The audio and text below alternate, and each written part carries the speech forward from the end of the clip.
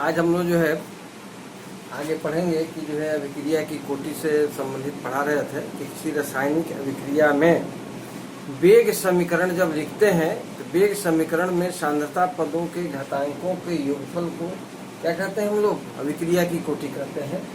तो उसी से संबंधित जो है कुछ जो है न्यूमेरिकल्स था जो है कहते बताने के लिए। तो देखिए यह एक रिएक्शन दिया हुआ है, यह वेग समीकरण दिया हुआ है, तो कहता है कि इसकी कोटि क्या है। तो सिंपल सा चीज है, दोनों को क्या कर देना है, जोड़ देना है। ठीक है, जोड़ दिए हैं, क्या हो गया, ये इसका 2 आया मान, तो क्या हो गया, द्वितीय कोटि की अभिक्रिया हो गई। ये वेग है समीकरण दिया है, इसका जो है वेग समीकरण दिया हुआ है। ठीक है, तो इसका पावर कितना है 3/2, इसका -1 है, 3/2 plus -1, minus minus plus minus क्या हो जाएगा, माइनस हो जाएगा। तो 3/2 -1 बराबर क्या हो गया 1/2। इसकी कोटि कितनी होगी 1/2 होगी, या अर्ध कोटि की अभिक्रिया। इसको क्या कहेंगे हम लोग, अर्ध कोटि की अभिक्रिया कहेंगे। अब हम लोग पढ़ेंगे आगे अब इससे कि जितनी भी रासायनिक अभिक्रियाएं हैं इसको हम लोग जो है मुख्य रूप से 2 वर्गों में बांट दिए हैं। एक को कहते हैं हम लोग केमिकल काइनेटिक्स के आधार पर इसको 2 वर्गों में बांटा गया है। एक को कहते हैं प्राथमिक अभिक्रियाएं और दूसरे को क्या कहते हैं हम लोग जटिल अभिक्रियाएं। ये प्राथमिक अभिक्रियाएं क्या है और जटिल अभिक्रियाएं क्या है। तो प्राथमिक अभिक्रिया उसे कहते हैं जो रिएक्शन एक ही पद में हो जाता है, माने 1 स्टेप रिएक्शन को हम लोग क्या कहते हैं, बोलिए प्राइमरी या जो है एलिमेंट्री जो है रिएक्शन कहते हैं। ठीक है, लेकिन ये दुर्लभ होते हैं, बहुत ऐसे कम रिएक्शन है जो एक ही पद में या एक ही स्टेप में संपन्न हो जाते हैं।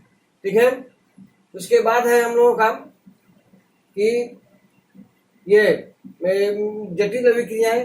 तो जटिल अभिक्रियाएं क्या है, तो जो एक से अधिक पदों में संपन्न हो, एक से अधिक स्टेप्स में होती हो, जो रिजल्ट हमारा मिलता है उसके बीच में कई मध्यवर्ती जो है स्टेप्स होते हैं, इंटरमीडिएट स्टेप्स होते हैं, तो उसको हम लोग क्या कहते हैं, बोलिए जटिल अभिक्रियाएं कहते हैं, जो एक से अधिक पदों में संपन्न होती हैं। जैसे कि एग्जाम्पल है कि इथेन का हम लोग ऑक्सीडेशन करते हैं तो ये CO2 और H2O में टूट जाता है। तो इसमें जो है बहुत सारे जो है क्या है इंटरमीडिएट्स बनते हैं, अल्कोहल बनता है, एल्डिहाइड्स बनता है, एसिड्स भी बन सकता है, मध्यवर्ती जो है इसमें बन सकते हैं। और भी जितनी भी अभिक्रियाएं हैं जो जटिल अभिक्रियाएं हैं, प्राथमिक अभिक्रिया बहुत ही कम होती है, दुर्लभ है, रेयर है, लेकिन ये जो जटिल अभिक्रियाएं आमतौर पर होती हैं तो वह एक से अधिक पदों में क्या होती है, संपन्न होती है। अब इन जो है हम लोग पढ़ेंगे अब कि वेग स्थिरांक की इकाई क्या होती है, इकाइयां क्या होती हैं। ठीक है, एक सामान्य अभिक्रिया हम लोग ले लिया है, जैसे कल से ही लेकर चल रहे थे, ए का ए अणु, बी का बी, सी का सी और डी का डी अणु है। तो इसका वेग हम लोग कल क्या लिखे थे कि k बराबर a का पावर x, b का पावर y। x और y क्या होते हैं, तो a और b के जो है ये कोटि है, दोनों को जोड़ते हैं तो अभिक्रिया की कोटि जो है निकलती है। यह अभिकारक a जो है a की कोटि है और यह अभिकारक क्या है, b की कोटि है y। ठीक है, दोनों को जोड़ देंगे तो अभिक्रिया कोटि निकलेगी। तो k बराबर क्या होगा, इसको नीचे ला दिए। ठीक है, तो हम लोग बीमा या इकाई निकालने के लिए सीखे हुए हैं कि वेग की इकाई होती है क्या चीज, सांद्रता बटे समय। और जो है ये सांद्रता है, ये भी सांद्रता है, तो सांद्रता की इकाई क्या होती है, बोलिए, यहाँ लिख दिया हम लोग सांद्रता। तो हम लोग सांद्रता की इकाई को हम लोग जो है ये आपका जो है वेग बराबर सांद्रता बटे समय होता है, और ये इसका जो है क्या होता है, बोलिए, ये भी सांद्रता का पावर n हो जाएगा x, ये भी सांद्रता, ये भी सांद्रता, तो x प्लस y बराबर क्या हो गया, n के बराबर हो गया। सांद्रता की SI इकाई जो है होती है मोल प्रति लीटर, और जो है समय की इकाई अगर सेकंड है, तो हम लोग जो है क्या कर सकते हैं, विभिन्न अभिक्रियाओं की जो है कोटि जो है के लिए इकाई जो हम लोग निर्धारित कर सकते हैं। तो देखिए शून्य कोटि की अभिक्रिया के लिए n बराबर क्या हो गया 0, यहाँ पावर क्या हो जाएगा, इस सूत्र में उस सूत्र में रख देंगे हम लोग, तो क्या हो जाएगा पावर 0। तो यह 0 का मान होता है 1, किसी भी चीज का पावर जब 0 होता है तो 1 हो जाता है। तो क्या हो जाएगा मोल प्रति लीटर, और ये नीचे है तो ऊपर जाएगा तो क्या लिखेंगे हम लोग, प्रति सेकेंड। इसी तरह से प्रथम कोटि में n बराबर क्या हो जाएगा 1, तो यह और यह बराबर हो गया तो कैंसिल हो जाएगा, तो खाली सेकंड बच गया, बटा में सेकंड बचा है, तो माइनस जो है इसको जो है एस इनवर्स लिख देंगे। द्वितीय कोटि की अभिक्रिया है, ये जो हम लोग सिलेबस में आगे भी हो सकता है, लेकिन हम लोग सिलेबस में तृतीय कोटि तक हो सकती है, हम लोग द्वितीय कोटि तक पढ़ना है। तो इसमें हम लोग n बराबर 2 रखेंगे तो ये कट जाएगा, 1 बच जाएगा, तो ये जो नीचे से ऊपर जाएगा तो क्या हो जाएगा, प्रति मोल है, तो ये लीटर है, प्रति में है, तो ये ऊपर जाएगा तो जो है क्या हो जाएगा, लीटर हो जाएगा, और ये नीचे जो है सेकंड है तो जो है तो इस तरह से हम लोग जो है इकाई जो है हम लोग जान लिए। तो अगर कोई जो है अगर किसी अभिक्रिया के लिए जो है वेग स्थिरांक दिया हुआ है और वेग स्थिरांक देगा तो उसकी इकाई भी देगी, इकाई भी दिया जाएगा। तो इकाई को देखकर ही हम लोग पहचान सकते हैं कि वो प्रथम कोटि की है कि द्वितीय कोटि का है।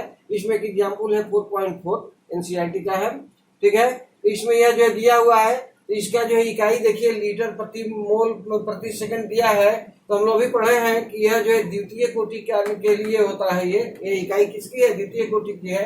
इसका अर्थ है कि निश्चित तौर पर इस इकाई को देखकर हम लोग बता देंगे ये द्वितीय कोटि की विक्रिया है। उसी तरह से इसका दिया हुआ प्रति सेकेंड, तो इसको देखने से हमको लग रहा है कि यह प्रथम कोटि की विक्रिया है। तो इस तरह से हम लोग प्रथम कोटि की विक्रिया का पहचान कर सकते हैं।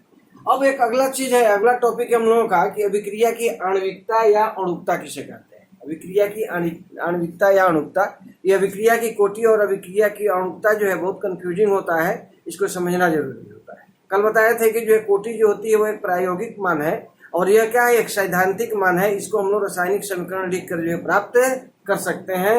रासायनिक अभिकरण में अभिक्रिया में जो भी अणु जो है या परमाणु भाग लेते हैं उन्हीं की जो है संख्या को हम लोग क्या कहते हैं? अभिक्रिया की आणविकता या अणुकता कहते हैं।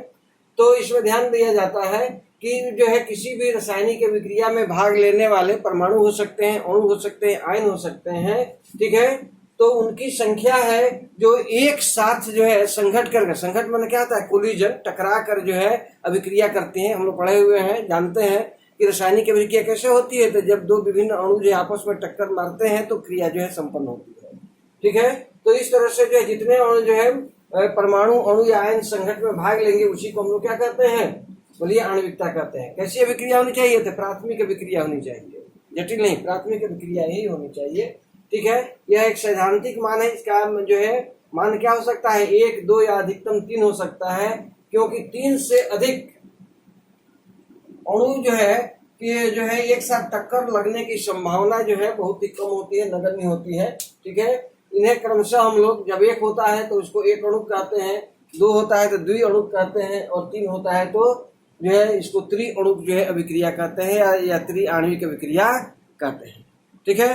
तो इस तरह से हम लोग ये जो इसकी आणविकता देखें, कल हम लोग इसका भी जो है एग्जाम्पल वगैरह देखेंगे। आज सबसे इंटरेस्टिंग है जो परीक्षा के लिए इंपॉर्टेंट है, परीक्षा में वो पूछता है कि अभिक्रिया की कोटि किसे कहते हैं। इस साल भी पूछे हुए था, ठीक है। या जो है हमेशा पूछते रहता है कि अभिक्रिया की कोटि और अभिक्रिया की आणविकता में क्या अंतर है। अंतर अक्सर भी पूछता है या जो है इसका भी पूछता है। इस पर न्यूमेरिकल्स वगैरह छोटे छोटे भी पूछते हैं ऑब्जेक्टिव वगैरह में। तो छोटी बातें हैं, बहुत मुश्किल जो है चैप्टर नहीं चल रहा है, थोड़ा सा ध्यान दीजिएगा तो ये आ जाएगा, ठीक है। तो फिर आगे हम लोग कल इसका एग्जाम्पल वगैरह देखेंगे कि आणविकता या मॉलिक्यूलरिटी ऑफ रिएक्शन क्या होता है, जो है उसके एग्जाम्पल्स वगैरह हम लोग देखेंगे। एग्जाम्पल से इसको समझने की कोशिश करेंगे, ठीक है। चलिए, थैंक यू।